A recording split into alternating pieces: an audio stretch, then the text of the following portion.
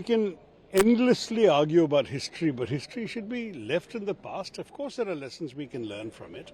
The fact is that those who take decisions at a particular moment of history do so in the context of the facts as they are available then, and in the spirit of the knowledge they have and the hopes they want to do in the circumstances around them. Think of what the country's condition was like in those days. The partition violence, the destruction of homes, the loss of lives, the migration and displacement of millions of people. In the middle of all of this, do you want a prime minister who will commit your country to a prolonged and indefinite war? He definitely thought that a ceasefire followed by a discussion at the UN would establish India's rights. It so happened that with the hindsight of history, the government of the day does not agree with all of that. Let's leave that to the academics to sort out. In the circumstances at the time the decision taken was in full awareness of the realities that India was facing.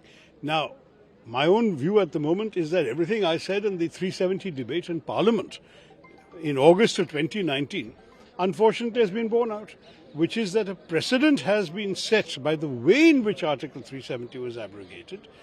Not that we are objecting to 370 going, which was even Nehruji said was a temporary provision, but that the way in which it was done, that precedent which has been upheld by the Supreme Court means that tomorrow any state can be put under President's rule, and this Parliament can tomorrow essentially change the boundaries of any state, divide the state, create a union territory, and there is absolutely a safe precedent in what happened to Kashmir. This is the kind of constitutional danger I pointed out in my speech in August of 2019, and 4 years later, I'm afraid, all I can say is my worst fears expressed at that time have turned out to be exactly what we are seeing today. That, to my mind, is a much bigger worry. These historical issues we can debate endlessly. I'm happy to participate in a seminar. I don't think we should waste the time of Parliament on.